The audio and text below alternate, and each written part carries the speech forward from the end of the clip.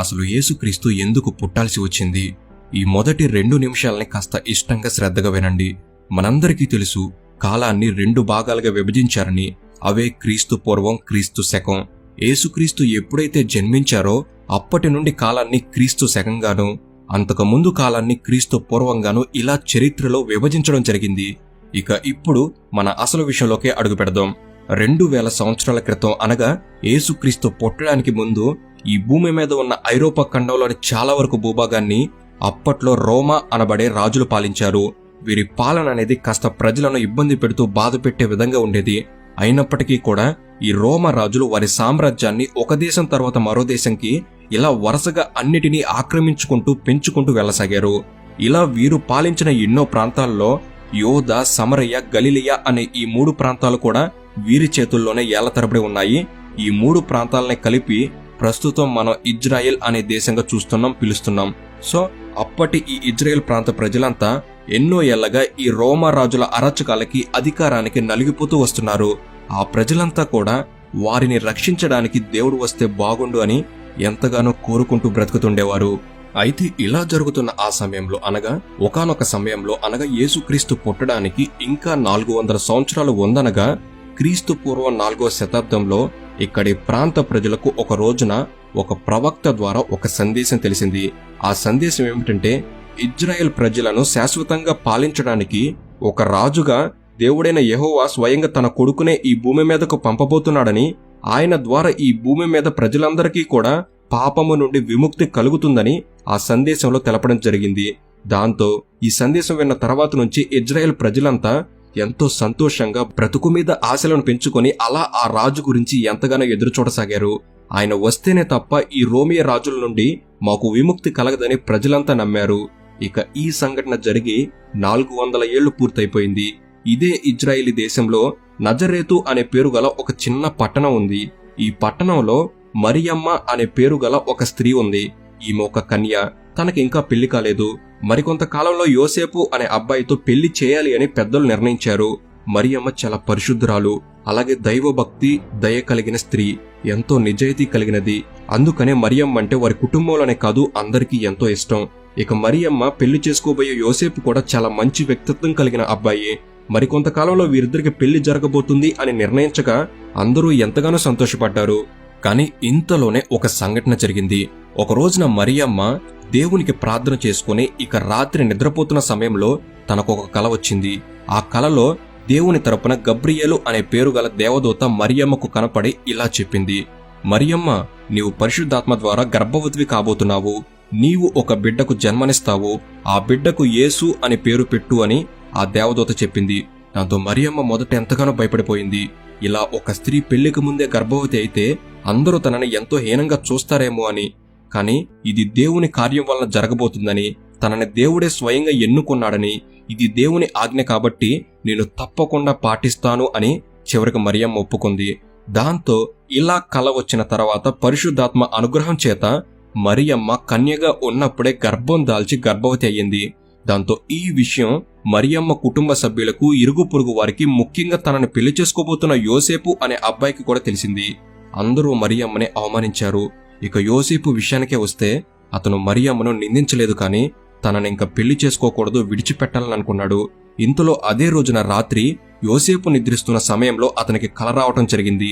ఆ కలలో దేవుని దైవదూత కనపడి, నీ భార్య విషయంలో నీవు చింతించవద్దు యోసేపు. ఆమె ఆ పరిశుద్ధాత్మ ద్వారా గర్భవతిగా మారింది. ఆమె కడుపున దేవుని కుమారుడు పుట్టబోతున్నాడు. అతడు ఈ లోకంలోని తన ప్రజలను పాపముల నుండి రక్షిస్తాడు. ఆయనే ఈ లోక రక్షకుడు అవుతాడు అని ఆ దూత కలలో యోసేపుకు చెప్పింది. దాంతో యోసేపు ఇక తన అపార్థాన్ని తొలగించుకొని తనకు కాబోయే భార్య మరియమ్మకు సహకారంగా నిలిచాడు. ఇక్కడి వరకు మీకు స్పష్టంగా అర్థమైందని భావిస్తున్నాను. ఇక ఇప్పుడు యేసుక్రీస్తు పుట్టుక అనేది ఎలా జరిగిందో చూద్దాం. మరియమ్మ మరికొద్ది రోజుల్లో బిడ్డకు జన్మనిచ్చే సమయం రాబోతుంది. ఇంతలో వీరు నివసిస్తున్న ఈ ప్రాంతాన్ని పాలించే రాజు కైసర జాగస్తు అనే రాజు ప్రజలందరికీ ఒక ప్రకటన జారీ చేశాడు. అదేమిటంటే, ప్రజలందరూ కూడా తమ తమ సొంత ఊర్లకు వెళ్లి వారి వారి పేరు వివరాలను నమోదు చేసుకోవాలని, దాని ద్వారా ఎవరెవరు ఎంత పన్నుని రాజుకు కట్టవలసి ఉంది అనేది వివరంగా తెలుస్తుందని ప్రకటన చేశాడు. ఈ ప్రకటన విన్న తర్వాత మరియమ్మకు కాబోయే భర్త యోసేపు తన సొంత ఊరుకు బయలుదేరాల్సి వస్తుంది. ఎందుకంటే అతనిది ఈ ఊరు కాదు, వడ్రంగి పని చేసుకునేందుకు గాను ఈ ఊరుకు వచ్చి స్థిరపడ్డాడు. ఇక ప్రకటన అనంతరం తనకు కాబోయే భార్య మరియమ్మను తీసుకుని తన సొంత ఊరైన బెత్లెహేమ్ అనబడే దావీదు ఊరికి బయలుదేరాడు. అప్పట్లో ఎలాంటి వాహన సదుపాయాలు ఉండేవి కాదు కాబట్టి గాడిదల మీద, ఉన్నవారైతే గుర్రాల మీద, ఇక బేదవారైతే నడిచి వెళ్లాల్సి వచ్చేది. ఇక యోసేపు కూడా తన భార్య మరియమ్మతో ఎంతో జాగ్రత్తగా అతి కష్టం మీద బెత్లెహేమ్ ఊరుకు చేరుకున్నాడు. కానీ వీరు ఊరికి చేరుకునేసరికి ఊరిలో ఉన్న సత్రాలన్నీ నిండిపోయాయి. ఎందుకంటే వీరిలాగానే అందరూ దూర ప్రాంతాల నుంచి పేర్లను నమోదు చేసుకునేందుకు సొంత ఊర్లకు వచ్చారు. దాంతో యోసేపుకి ఆశ్రయం కోసం ఎక్కడా ఇల్లు దొరకలేదు. కనీసం కాస్త స్థలమైనా దొరుకుతుందా అని ఎంతగానో తిరిగి చూశారు, అయినా దొరకలేదు. ఇక ఇదే సమయంలో మరియమ్మ తల్లికి ప్రసవ సమయం దగ్గర పడి నొప్పులు రావడం మొదలయ్యింది. దాంతో ఇక ఏమీ ఆశ్రయం లేక ఆ రోజు రాత్రికి వారిద్దరూ దగ్గరలోనే ఉన్న ఒక పశువుల పాకలో కాస్త స్థలం ఉండటాన్ని చూసి అక్కడే తలదాచుకున్నారు. ఇక అదే రోజు అర్ధరాత్రి దైవ కుమారుడైన యేసుక్రీస్తు ఎవ్వరి సహాయం లేకుండానే మరియమ్మ కడుపున ఆ పశువుల పాకలోనే జన్మించారు. ఇక బాబు పుట్టాక యోసేపు కాస్త గడ్డిని తెచ్చి ఒక చిన్న పశువుల తొట్టిలో ఆ గడ్డిని వేసి పొత్తి గుడ్డల్లో చుట్టిన ఆ చిన్నారి యేసుని పడుకోబెట్టారు. ఇలా యేసు జననం అనేది జరిగింది. ఇక నెక్స్ట్ చిన్నారి యేసు పుట్టిన తర్వాత ఏం జరిగింది? చిన్నారి యేసు పశువుల పాకలో జన్మించారు. ఇక ఆ తర్వాత ఇదే బెత్లెహేమ్ ప్రాంతానికి కొంత దూరంలో కొందరు గొర్రెల కాపరులు వారి గొర్రెలకు కాపలాగా ఉంటూ రాత్రిపూట ఆరు బయట పడుకున్నారు. ఇంతలో వారికి ఆ చిమ్మ చీకటిలో ఒక మహా అద్భుతమైన వెలుగు ఆకాశంలో కనిపించింది. ఆ వెలుగు నేరుగా ఆకాశం నుంచి వీరి వైపు రావడం జరిగింది. దాంతో ఆ గొర్రెల కాపరులు ఒక్కసారిగా భయానికి గురైపోయారు. ఇంతలో ఆ వెలుగు కాస్త ఒక దైవదూతగా మారి వారి ముందు ప్రత్యక్షమై వారితో ఇలా అన్నది, భయపడకండి, ఇదిగో ప్రజలందరికీ కలగబోవు మహా సంతోషకరమైన సువార్త మానవును నేను మీకు తెలియజేస్తున్నాను. ఈ దావీదు పట్టణంలో నేడు రక్షకుడు మీ కొరకు పుట్టి ఉన్నాడు. ఆయనే ప్రభువైన యేసుక్రీస్తు. వారిని గుర్తుపట్టుటకు మీ కానవాలు ఏమిటంటే ఒక శిశువు పొత్తి గుడ్డలతో చుట్టబడి ఒక తొట్టెలో పండుకొని ఉండడాన్ని మీరు చూస్తారు అని ఇలా తెలిపి ఆ దూత వెళ్లిపోయింది. ఇక ఈ విషయం విన్న గొర్రెల కాపర్ల సంతోషానికి అవధులే లేవు. ఎందుకంటే ఎన్నో ఏళ్లుగా ఎదురు చూస్తున్న వారి రక్షకుడు రానే వచ్చాడు అని. ఇక సంతోషంతో వారు చిన్నారి యేసు కోసం వెతుకుతూ వెళ్లి ఆ బాలుణ్ణి కనిపెట్టి బాలుణ్ణి చూసి ఇక సంతోషంతో ఆ గొర్రెల కాపరులు దేవదూత తమకు చెప్పిన సంగతులన్నిటినీ అక్కడ ఉన్న వారందరికీ చెప్పారు. ఇక మరోవైపు మరియమ్మ యోసేపు తమ బిడ్డకు యేసు అని పేరు పెట్టారు. ఈ యేసు అనే పేరును పెట్టాలని మరియమ్మకు గర్భవతి కాకముందే దైవదూత కలలో మాట్లాడినప్పుడు తెలిపిందని మనం ముందే మాట్లాడుకున్నాం. అందుకని ఆ చిన్నారి బాలుడికి యేసు అనే పేరును వారు పెట్టారు. యేసు అనగా రక్షకుడు అని అర్థం. ఇక ఇప్పుడు నెక్స్ట్ యేసు పుట్టాడని ప్రపంచానికి తెలిసిన తర్వాత జరిగిన సంగతులేంటి? యేసు పుట్టాడని ప్రపంచానికి తెలిసాక ఆ దేశ రాజు యేసును చంపేయాలని నిర్ణయించుకున్నాడు. ఎస్, ఇది నిజం. అసలేం జరిగింది అనే విషయానికొస్తే, యేసు పుట్టిన తర్వాత ఆకాశంలో ఒక నక్షత్రం తూర్పు దిక్కున ఎంతో అద్భుతంగా ప్రకాశవంతంగా కనిపించడం మొదలైంది. అయితే ఈ నక్షత్రాన్ని తూర్పు దిక్కులో ఉన్న ఆ దేశపు జ్ఞానులు ఆకాశంలో చూసి గ్రంథాల ఆధారంగా గతంలో దేవుని ప్రవక్తల మాటల ఆధారంగా యూదుల కోసం రాజు పుట్టాడు అని గ్రహించారు. దాంతో ఆ బిడ్డను కలిసేందుకు యెరూషలేమునకు బయలుదేరి వస్తారు. యెరూషలేముకు వచ్చాక అక్కడ ప్రజల్ని ఇలా అడుగుతారు, యూదుల కోసం పుట్టిన రాజెక్కడున్నాడు? మేము తూర్పు దిక్కున ఆయన నక్షత్రాన్ని చూసి ఆయనను పూజించేందుకే ఇక్కడికి వచ్చాము అని అడుగుతారు. దాంతో ఈ విషయం కాసేపటికే యెరూషలేం అంతా, అలాగే యెరూషలేమును పరిపాలిస్తున్న హేరోదు రాజుకు సైతం తెలిసిపోతుంది. దాంతో హేరోదు రాజు సైతం భయపడిపోతాడు. ఎందుకంటే యూదులకు ఉంటే రాజుగా నేనే ఉండాలి తప్ప మరెవ్వరూ ఉండకూడదు. కానీ ఇప్పుడు వారి కోసం దేవుడు అసలైన రాజుని ఇక్కడికి పంపాడు అని జనాలకు అర్థమైతే ఇక నా ఆధీనంలో వీరు లొంగి ఉండరు. కనుక ఎలా అయినా ఆ పుట్టిన బిడ్డను చంపేయాలి అని నిర్ణయించుకుంటాడు. ఇక వెంటనే తన దగ్గర పనిచేసే ప్రధాన యాజకులను అలాగే శాస్త్రులను వీళ్ళందరినీ వేగంగా పిలిపించి వారితో సమావేశాన్ని ఏర్పాటు చేసి ఆ యేసుక్రీస్తు బిడ్డ ఎక్కడ జన్మించాడు అనేది వారిని అడుగుతారు. అందుకు వారు బెత్లెహేములో అని సమాధానం ఇస్తారు. అది ఎలా అంటే ప్రవక్తల ద్వారా గత కొన్ని వందల సంవత్సరాల క్రితమే గ్రంథాల్లో చూసి వారు యేసు అచుకుని చెబుతారు. ఇక మరోవైపు ఈ రాజు యేసు కోసం వచ్చిన ఆ జ్ఞానులను కూడా రహస్యంగా పిలిపించి, మీకు ఆ బిడ్డ ఎక్కడ పుట్టాడో తెలిస్తే మీరు కలిశాక వచ్చి మాకు కూడా చెప్పండి, మేము కూడా వెళ్లి పూజిస్తామని కపటంగా వారితో అబద్ధమాడతాడు. అయితే హేరోదు రాజు యొక్క అసలు ఉద్దేశం ఏమిటంటే యేసు ఎక్కడ పుట్టాడో తెలుసుకుని రహస్యంగా చంపేయటం. అందుకోసం తన ఉద్దేశాన్ని తెలియనివ్వకుండా తూర్పు దేశపు జ్ఞానులను కూడా తన లక్ష్యం కోసం వాడుకోవాలని భావించి అలా వారి ముందు నటిస్తాడు. ఇక తూర్పు దేశపు జ్ఞానులు ఎట్టకేలకి తర్వాత నక్షత్రం ఆధారంగా దారిని వెతుక్కుంటూ వెళ్లి యేసు పుట్టిన చోటుకి చేరుకుంటారు. వారు బాలయేసును చూశాక మరియమ్మ తల్లి ముందు బాలయేసు ముందు సాగిలపడి గౌరవించి ఆ తర్వాత బాలయేసును పూజించి యేసు కోసం దూరం నుంచి సైతం మోసుకొచ్చిన పెట్టెలను విప్పి బంగారమును, సాంబ్రాణిని, బోలమును కానుకలుగా యేసుకు సమర్పించారు.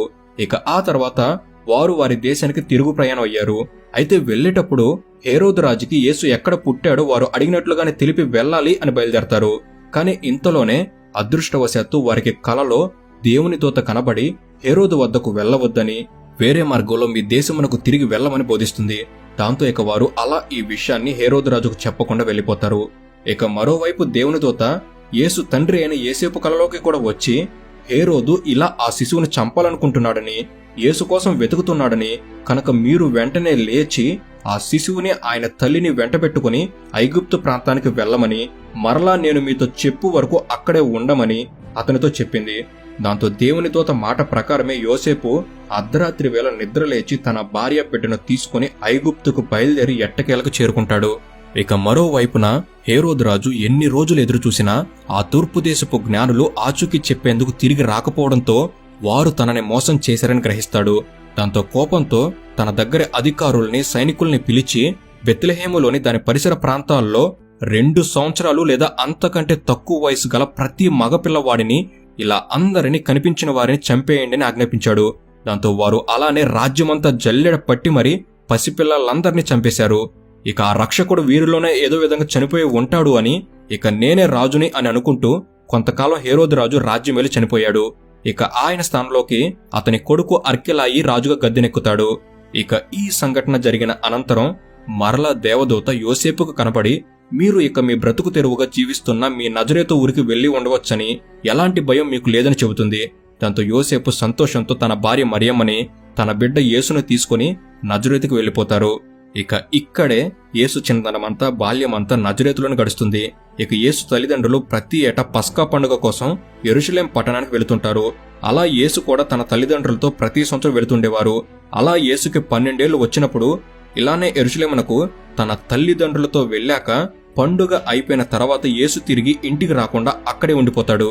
అయితే యేసు తల్లిదండ్రులు మాత్రం యేసు వారితో పాటుగా వచ్చిన సమూహంలోనే ఉన్నాడనుకుని అక్కడి నుండి ప్రయాణం మొదలుపెట్టారు. కానీ ఒకరోజు ప్రయాణం తర్వాత కానీ అర్థం కాదు యేసు తమతో రాలేదని. దాంతో వారు భయంతో యేసు కోసం వెతకటం మొదలుపెట్టారు. అలా వారు 3 రోజుల తర్వాత మరల యెరూషలేమునకు వెళ్లి అక్కడ వెతకగా అక్కడి దేవాలయంలో బాలయేసు బోధకుల బోధనలు వింటూ వారిని అనేక ప్రశ్నలు అడుగుతూ కనపడ్డాడు. ఆయన ప్రశ్నలకి, ఆయన జ్ఞానానికి అక్కడి వారు, ఆయన తల్లిదండ్రులు కూడా చాలా ఆశ్చర్యపోయారు. ఇక ఎట్టకేలకి మరియమ్మ వచ్చి యేసుని, ఎందుకు ఇలా చేశావు, నీ గురించి మేము ఎంతగానో కంగారు పడ్డాం అని అడగగా అందుకు యేసు, నేను నా తండ్రి గారి మాట మీద, ఆయన పని మీదనే ఇక్కడ ఉన్నాను, మీరు నా గురించి కంగారు పడవద్దు అని చెబుతారు. ఎక్కడే మీరు కన్ఫ్యూజ్ అవ్వకండి. ఇక్కడ తండ్రి అనగా పైన పరలోకంలో ఉన్న యెహోవా అని అర్థం. పైన పరలోకంలో ఉన్న ఆ దేవుడే స్వయంగా తన కొడుకైన యేసుక్రీస్తుని భూమి మీద ఉన్న ప్రజల కొరకు స్వయంగా పంపారు. ఇక యేసు అలా తన చిన్నతనం నుంచి తనకు 30 ఏళ్ల వయసు వచ్చే వరకు తన గ్రామంలోనే తన తల్లిదండ్రులతో సాధారణ జీవితాన్ని గడిపాడు. ఇక తనకు 30 ఏళ్ల వయసు ఉన్నప్పుడు బాప్తిసం తీసుకున్నారు. ఆ తర్వాత 33 ఏళ్ల వయసులో తన చుట్టుపక్కల మోసపూరిత మనుషుల వలన సిలువ వేయబడి మరణించారు.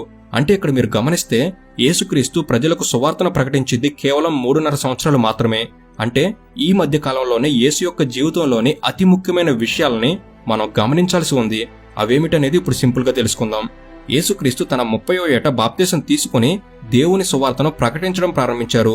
కనుక అసలు ముందుగా బాప్తిసం అంటే ఏమిటో మనం చూద్దాం. బాప్తిసం అనగా నీళ్లలో పూర్తిగా మునిగి బయటకు రావడం. ఈ బాప్తిసాన్ని నేరుగా మనంతటం మనమే తీసుకోలేం. ఒక దైవ సేవకుని ఆధ్వర్యంలో వారి ప్రార్థనలతో వారిస్తారు. ఇలా నీటిలో బాప్తిసం తీసుకోవడం అనేది ఒక వ్యక్తి తన పాప జీవితాన్ని, ప్రవర్తనని వదిలివేసి మరలా కొత్త జీవితాన్ని దేవుడి సన్నిధిలో మొదలు పెట్టేందుకు గాను మనిషి పొందే మరో అవకాశమే ఈ బాప్తిసం. యేసుక్రీస్తు బలి మీద విశ్వాసం ఉంచుతూ బాప్తిసం తీసుకోవడం ద్వారా మంచి మనస్సాక్షిని పొందే అవకాశాన్ని దేవుడు కల్పించాడు. ఆయన శిష్యులు అవ్వాలి అనుకునేవారు తప్పకుండా బాప్తిసం తీసుకోవాలని యేసు చెప్పాడు. అయితే కొన్ని చర్చిల్లో పసిపిల్లలకు బాప్తిసం ఇచ్చి, అంటే వారిపై నీళ్లు చిలకరించి లేదా తలపై నీళ్లు పోసి పేరు పెడతారు.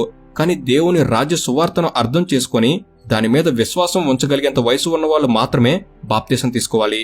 అంటే దేవుని వాక్యాన్ని విని దాన్ని అంగీకరించి పశ్చాత్తాపపడే వాళ్లే బాప్తీసం తీసుకోవాలి. పసిపిల్లలకి వీటన్నిటి గురించి తెలియదు కదా, అందుకే ఒక మనిషికి ఒక వయసు వచ్చిన తర్వాతే బాప్తీసం ఇవ్వాలి అని కూడా బైబిల్లో ఉంది. ఇక నీళ్లలో పూర్తిగా మునగకుండా నీళ్లు చిలకరించినా లేదా తల మీద పోసినా బాప్తీసం తీసుకున్నట్టేనా అంటే అది కాదనే చెప్పాలి. నిజానికి బైబిల్లో బాప్తీసం తీసుకున్న వాళ్ళందరూ నీళ్లలో పూర్తిగా మునిగి బాప్తీసం తీసుకున్నవారే. ఇక యేసు కూడా తన 30 ఏట ఇలానే నీటిలో మునిగే బాప్తీసం తీసుకున్నారు. ఇక్కడే మరికొందరికి ఒక ప్రశ్న కలగవచ్చు, యేసు ఎందుకు బాప్తీసం తీసుకున్నాడు అని. అంటే ఆయన కూడా పాపాలు చేశారా అని. నిజానికి పాపాల విషయంలో పశ్చాత్తాప పడుతున్నానని చూపించడానికి యేసు బాప్తీసం తీసుకోలేదు. తన తండ్రి ఇష్టాన్ని చేయడానికి తనను తాను అర్పించుకుంటున్నానని చూపించడానికే ఆయన బాప్తీసం తీసుకున్నారు. యేసు అప్పటి వరకు వడ్రంగి పనిచేశారు. అయితే ఇప్పుడు పరలోక తండ్రి దేనికోసమైతే తన భూమి మీదకు పంపించాడో ఆ పరిచర్యను మొదలు పెట్టాల్సిన సమయం వచ్చింది. అందుకనే తన తండ్రికి తాను అర్పించుకుంటూ బాప్తీసం తీసుకున్నారు. అయితే యేసు బాప్తీసం తీసుకున్నప్పుడు యెహోవా తన పరిశుద్ధాత్మ శక్తిని ఆయన మీద కుమ్మరించారు. దాంతో యేసు ఒక కొత్త రీతిలో ఒక ప్రత్యేకమైన విధంగా దేవుని కుమారుడయ్యారు. ఇక యేసు అప్పటి నుండి దేవుని గురించిన సత్యాన్ని బోధిస్తూ శాశ్వత జీవితానికి దారి చూపించే వ్యక్తి అయ్యాడు. అంతేకాదు ఆ క్షణం నుండి యేసు తన తండ్రి అప్పగించిన పనిని మొదలుపెట్టాడు. పాపులైన మనుషులందరి కోసం తన ప్రాణాన్ని బలిగా ఇచ్చేంత వరకు ఆయన సువార్తను ప్రకటిస్తూనే వచ్చారు. ఇక ఇప్పుడు యేసువారు సువార్తను ప్రకటించిన ఈ 3.5 సంవత్సరాల్లోనే ఎన్నో గొప్ప కార్యాలని, అద్భుతాలని ప్రజల కొరకు చేశారు. వాటిలో కొన్నిటి వరకైనా మనం చూసినట్లయితే, నెంబర్ 1, ఒకసారి తనని ఆహ్వానించిన వారి పెళ్లి విందుకు వెళ్లినప్పుడు అక్కడి పెళ్లి కూతురు తరపు వారు భోజనంలో భాగంగా తయారు చేసిన ద్రాక్షరసం అయిపోవడంతో ఎంతగానో భయపడ్డారు. ఇప్పుడు ఎలా వచ్చిన అతిథులు తమకు తక్కువ చేశారు ఆహార విషయంలో అని తప్పుగా భావిస్తారని వారు చింతిస్తుండగా వారి సమస్యను అర్థం చేసుకుని యేసు అక్కడి కుండల్లో నీటిని పోయించి వాటిని ద్రాక్షరసంగా మార్చి పెళ్లి తరపు వారి మర్యాదను కాపాడారు. నెంబర్ 2, ఒకసారి తన బోధనలు వినేందుకు ఏకంగా 5,000 మంది పురుషులు, స్త్రీలు, పిల్లలు ఇలా అంతా కలిసి రాగా వారంతా కూడా భోజనం లేక అలమటిస్తుండగా యేసు అది గమనించి ఒక పిల్లవాడి దగ్గర ఉన్న 5 రొట్టెలు 2 చేపలను తీసుకుని వాటితో ప్రార్థన చేసి వాటి ద్వారా ఆహారాన్ని సృష్టించి 5,000 మందికి కడుపు నింపారు. అలాగే వారంతా తినగా ఇంకా 12 గంపల ఆహారం ఆ రోజున మిగిలింది. నెంబర్ 3, ఎంతో మంది ప్రజలు రోగాలతో బాధపడుతుండగా వారందరినీ బాగు చేశాడు. గుడ్డితనంతో బాధపడుతున్న వ్యక్తికి చూపునిచ్చారు. చెవిటివాడికి వెనికిడినిచ్చారు. కుష్ఠరోగంతో ఊరికి దూరంగా బాధపడుతున్న వ్యక్తికి ఆ వ్యాధిని నయం చేసి సంపూర్ణ ఆరోగ్యాన్నిచ్చాడు. అలాగే మూర్ఛ రోగాలను స్వస్థపరిచాడు. కుంటి వారిని, వికలాంగుల్ని, అంగవైకల్యం గల వారిని బాగు చేశారు. ఇలా ఆ రోజుల్లో ఆయన బాగు చేయలేని రోగమంటూ ఏదీ లేదు. బాధపడుతూ తన దగ్గరకు వచ్చిన ప్రతి వ్యక్తిని స్వస్థపరిచాడు. నెంబర్ 4, ఒకసారి యేసు తన శిష్యులతో కలిసి పడవలో సముద్రంపై ప్రయాణిస్తున్నప్పుడు పెద్ద తుఫాను వచ్చింది. అప్పుడు శిష్యులు ఎంతో భయపడ్డారు, తాము చనిపోతామేమో అని. కాని యేసు ప్రశాంతంగా సముద్రం వైపు చూసి గాలిని నిశ్శబ్దంగా ఉండు అని ఆజ్ఞాపించారు. దాంతో సముద్రం నిమ్మలిచ్చింది. అలాగే మరొక సందర్భంలో ఆయన తన వారిని కాపాడేందుకు సముద్రపు నీళ్ల మీదనే నడిచి వెళ్లారు. ఇలా యేసుకి ప్రకృతిని శాసించే పూర్తి శక్తి ఉంది. నెంబర్ 5, దయ్యాలను వెళ్లగొట్టడం.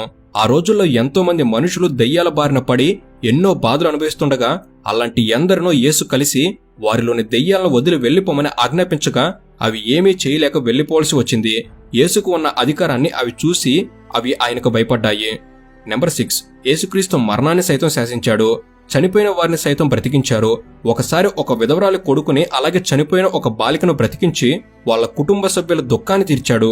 అలాగే మరొక సందర్భంలో యేసు తన ప్రియమిత్రుడైన లాజరు అనారోగ్యంతో బాధపడి చనిపోగా లాజర్ని యేసు చేరుకునేసరికి 4 రోజులు కాగా అప్పటికే లాజర్ను సమాధి చేసేయగా అలా సమాధి చేయబడిన లాజర్ను సైతం 4 రోజుల తర్వాత బ్రతికించి బయటికి తెచ్చారు. ఇలా చెప్పుకుంటూ పోవాలే గాని ఎన్నో అద్భుత కార్యాలని ఆ రోజుల్లో యేసు చేశారు. ఇక ఇప్పుడు యేసుక్రీస్తు ప్రలోభాలను ఎలా తిప్పికొట్టాడో తెలుసుకుందాం. యోహాను దగ్గర బాప్తీసం తీసుకున్న వెంటనే దేవుని పరిశుద్ధాత్మ శక్తి యేసుని యోదయ ఎడారిలోకి నడిపించింది. ఆ ఎడారిలో యేసు 40 పగళ్ళు 40 రాత్రులు గడిపాడు. ఆ సమయంలో ఆయన ఏమీ తినలేదు. యేసుకు చాలా ఆకలిగా ఉన్నప్పుడు అపవాది అయిన సాతాను ఆయన దగ్గరకు వచ్చి, నువ్వు దేవుని కుమారుడు అయితే ఈ రాళ్లను రొట్టెలుగా మారమని ఆజ్ఞాపించు అంటూ ప్రలోభ పెట్టడానికి ప్రయత్నించాడు. కానీ సొంత అవసరాలు తీర్చుకోవడానికి తన అద్భుత శక్తులను వాడటం తప్పని యేసుకు తెలుసు కాబట్టి ఆయన ఆ ప్రలోభాలను తిప్పికొట్టారు. కానీ అపవాది అంతటితో ఊరుకోలేదు. యేసును మరో విధంగా ప్రలోభ పెట్టడానికి ప్రయత్నించాడు. ఆలయం గోడ మీద నుండి దూకమని అతను యేసుకు సవాలు విసిరాడు. కానీ యేసు ఆ ప్రలోభానికి లొంగిపోలేదు. తనని తాను గొప్పగా చూపించుకోవాలని అనుకోలేదు. యేసు లేఖనాన్ని ఉపయోగిస్తూ దేవుణ్ణి అలా పరీక్షించడం తప్పని చెప్పాడు. ఇక అపవాది మూడోసారి కూడా యేసును ప్రలోభ పెట్టడానికి ప్రయత్నించాడు. అతను ఏదో ఒక విధంగా లోక రాజ్యాలన్నింటినీ వాటి మహిమను యేసుకు చూపించి, నువ్వు సాష్టాంగపడి ఒక్కసారి నన్ను పూజిస్తే ఇవన్నీ నీకే ఇచ్చేస్తాను అన్నాడు. దానికి యేసు వెంటనే, సాతానా, నా దేవుడైన యెహోవాను తప్పని మరెవ్వరి ముందు నేను సాగిలపడి నమస్కరించను, వెళ్ళిపో అంటూ తిరస్కరించాడు. ఇలా యేసు సాతాను పెట్టి ఎన్నో రకాల ప్రలోభాలకి లొంగిపోలేదు. తన తండ్రి అయిన దేవునికి నమ్మకంగా ఉన్నాడు. ఇక ఫైనల్ గా ఇప్పుడు అసలైన విషయాన్ని చూద్దాం. యేసు క్రీస్తు ఎందుకు సిలువలో చంపబడ్డారు? ఆయన చేసిన తప్పేంటి? యేసు చేసిన తప్పేంటో చెప్పనా? ఆపదలో ఉన్న వారిని కాపాడడం, కుష్ఠరోగం, అంగవైకల్యం, మూర్ఛవ్యాధులతో బాధపడుతున్న వారిని స్వస్థపరచడం, చెవిటి వారికి వినికిడిని, మోగవారికి మాటను, గుడ్డివారికి చూపునివ్వడం, చనిపోయిన పిల్లలను బ్రతికించడం, ఆకలితో ఉన్న 5,000 మందికి భోజనం పెట్టడం. ఏంటి ఇవన్నీ తప్పులా అనిపిస్తుందా? కానీ అప్పటి కొందరు దౌర్భాగ్యులు వారి స్వార్థం కోసం ఇవే తప్పులుగా చూస్తూ వచ్చారు. అప్పటి కొందరు మత నాయకులు యేసు ప్రజల విషయంలో చేస్తున్న సేవకు గాను సహించలేకపోయారు. ఇలానే కొనసాగితే ఇతను ప్రజలకు దేవుడైపోతాడు గనుక త్వరగా ఇతన్ని చంపేయాలని భావించారు. కానీ నేరుగా యేసును చంపితే ప్రజలు ఏమాత్రం సహించరు, తిరగబడతారు, అల్లర్లు రేపుతారు. కాబట్టి యేసు మీద ఏదో ఒక తప్పును నిందన వేసి ఒక దోషిలాగా చంపాలి అని నిర్ణయించుకున్నారు. అయితే ఇందులో భాగంగానే మొదటిగా యేసు దగ్గర ఉన్న తన 12 మంది శిష్యుల్లో ఒకరైన యోదాకు డబ్బుని అనగా 30 వెండి నాణేలని ఆశ చూపించి అతన్ని కొనేశారు. ఆ తర్వాత ఈ మతబోధకులు యోదా చేత రాజభటులకు యేసును అప్పగించారు. అయితే రాజభటులు యేసును బంధిస్తున్న సమయంలో ఆయన మిగిలిన 11 మంది శిష్యుల్లో కొందరు పారిపోగా ఒక్క పేతురు మాత్రం కోపంతో సైనికులకు ఎదురు తిరిగి కత్తితో ఆ సైనికుల్లో ఒకరి చెవును కోసేశాడు. దాంతో వెంటనే యేసు పేతురుని అడ్డుకొని ఇలా ఆజ్ఞాపించారు, పేతురా, నీ కత్తిని వరలో పెట్టుము, కత్తితో జీవించువాడు కత్తితోనే మరణిస్తాడు అని పేతురుని మందలించి, పేతురు వలన చెవి తెగిపడిన సైనికుడి దగ్గరకు వెళ్లి తెగిపడిన అతని చెవిని తీసి మరలా అంటించాడు. ఇక అలా ఆ పరిస్థితిని చక్కపరిచి యేసు సైనికుల మాట ప్రకారమే లొంగిపోయి రాజు వద్దకు వెళ్లారు. ఇక చివరికి యేసుని పిలాతు రాజు దగ్గర సభలో నిలబెట్టాక అక్కడి మతాధికారులు యేసుపై ఈ విధంగా నిందిస్తూ మాట్లాడారు, మహారాజా, ఈ యేసు అనే వ్యక్తి తనని తాను దేవుడి కుమారుడిగా చెప్పుకుంటూ ప్రజలను మోసం చేస్తున్నాడు, అబద్ధాలతో వారిని తప్పుదారి పట్టిస్తున్నాడు, ఒక్క మాటలో చెప్పాలంటే దేవదూషణ చేస్తున్నాడు. కనుక దేవదూషణకు ఫలితంగా ఇతన్ని సిలువ వేయండి అని బలంగా వాదించారు. దాంతో పిలాతు రాజు సైతం యేసు ఏ నేరం చేయలేదని తెలిసినా కూడా ఈ మతబోధకుల గుంపంతా కలిసి పట్టుబట్టి ఆరోపణలు చేయడంతో చేసేదేమీ లేక యేసుకు మరణశిక్షణ విధించారు. దాంతో ఇక సైనికులంతా యేసును బయటకు లాక్కొచ్చి యెరూషలేం వీధుల్లో నుంచి ప్రజలందరి మధ్యలో నుంచి యేసుతో సిలువ మోయిస్తూ కొండ వైపునకు తీసుకెళ్లారు. దారిలో సైనికులు చాలా క్రూరంగా యేసుని కొరడాలతో కొడుతూ, తలపై ముళ్ళ కిరీటాన్ని గుచ్చి, కాళ్లతో తన్నుతూ, వీపుపై గుద్దుతూ, రక్తం కారుతున్నా కూడా ఇంకా కొడుతూ తీసుకెళ్లసాగారు. దాంతో యేసు యొక్క ఆ పరిస్థితిని చూసి కొందరు తలలు అడ్డుపడి ఏడవగా యేసు వారితో ఇలా అన్నారు, నా నిమిత్తం మీరు ఏడవకండి, మీ నిమిత్తం, మీ పిల్లల నిమిత్తం మాత్రమే కన్నీరు విడవండి అని వారిని ఓదార్చారు. ఇలా చివరికి కొండపైకి తీసుకెళ్లాక యేసుని అక్కడ పడవేసి కాళ్లతో తన్నుకుంటూ సిలువు పైన పడవేశారు. తనని తాను కాపాడుకోలేని ఇతను దేవుడి కుమారుడా అంటూ సైనికులు యేసుని హేళన చేశారు. ఆ తర్వాత యేసు చేతులను గట్టిగా లాగి సిలువకు కట్టివేసి అరచేతిలో పొడవాటి బలమైన మేకుల్ని సుత్తితో కొడుతూ గుచ్చారు. ఇలా 2 చేతుల్లోనూ ఆ తర్వాత కాళ్ళలోనూ రెండిటిని కలిపి పొడవాటి శిలల్ని గుచ్చి కొట్టి సిలువను పైకి లేపి వేలాడదీశారు. అలా రక్తపు మడుగులో ఎండలో సిలువకు వేలాడుతూ దాహం అని అడిగిన నీరు ఎవరు ఇవ్వక అలా కొద్ది నిమిషాలకి మధ్యాహ్న సమయంలో ప్రాణం విడిచారు. యేసు చనిపోయే చివరి క్షణాల్లో ఇలా తన తండ్రితో మాట్లాడారు, పరలోకమందున్న నా తండ్రి, వీరిని క్షమించండి, వీరేమి చేయుచున్నారు వీరికే తెలియడం లేదు అని ప్రజల కొరకు ప్రార్థించారు. ఇంతలో తనతో పాటే పక్కనే శిలువపై ఉన్న ఒక దోషి యేసుతో ఇలా మాట్లాడాడు, యేసు, నేను ఒక పెద్ద పాపాత్ముడిని, నేను చేసిన పాపానికి ఫలితంగా ఇది అనుభవిస్తున్నాను, దయచేసి నా పాపాలను క్షమించండి ప్రభువా, మీరు రాజ్యంలోనికి ప్రవేశించినప్పుడు దయచేసి నన్ను కూడా జ్ఞాపకం చేసుకోండి ప్రభువా అని అడిగాడు. అందుకు యేసు, ఈ రోజు నుంచి నీవు కూడా నాతో పాటుగా పరలోకములోనికి నిశ్చయముగా ప్రవేశిస్తావని మాట ఇచ్చారు. ఇక ఇలా యేసు చివరి శ్వాస వదిలాక ఒక్కసారిగా పట్టపగలే చీకటి కమ్ముకుంది. ఆకాశం ఎంతగానో గర్జించింది. ఒక్కసారిగా పెద్ద భూకంపం వచ్చి వెళ్ళింది. ఇక ఆ తర్వాత సైనికులు యేసు చనిపోయాడో లేదో చూసేందుకు బల్లెంతో అతని కడుపులో పొడిచారు. ఇక ఈ సంఘటన తర్వాత యేసు మృతదేహాన్ని కొందరు రాజు అనుమతి తీసుకుని ఒక కొండ గుహలో సమాధి చేశారు.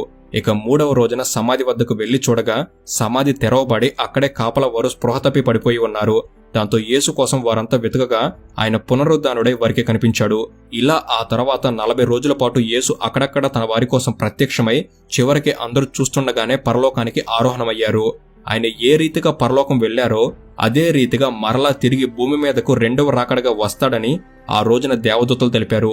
యేసుక్రీస్తుకు సంబంధించిన జన్మస్థలం ఆయన ఆనవాళ్లు ఇలా ఎన్నో ప్రతి ఒక్కటి నేటికి బెత్లెహేము, గలిలయ, జెరూసలేం ప్రాంతాల్లో కనిపిస్తున్నాయి. ఏమాత్రం హింసను ప్రోత్సహించక అహింస మార్గంలో పాపుల కొరకు తనని తాను అర్పించుకున్న గొప్ప దయామయుడు యేసుక్రీస్తు. ఇదండి జీసస్ క్రైస్ట్ జీవిత చరిత్ర. ఈ వీడియో అనేది మీరు కొత్త విషయాలు తెలుసుకోవడంలో ఎంతో కొంత ఉపయోగపడిందని నేను భావిస్తున్నాను. నా వంతుగా మీకు కొత్త విషయాలు తెలపడంలో ఎంతో కొంత నేను ప్రయత్నించాను, మీకు సహాయపడ్డాను అనుకుంటున్నాను. ఈ వీడియో కనుక మీకు నచ్చినట్లయితే జస్ట్ లైక్ చేయండి చాలు. అండ్ మన తెలుగు నాలెడ్జ్ కుటుంబ సభ్యులందరికీ, ముఖ్యంగా మన క్రైస్తవ మిత్రులందరికీ కూడా క్రిస్మస్ శుభాకాంక్షలు. Thank you for watching. Hallelujah, amen.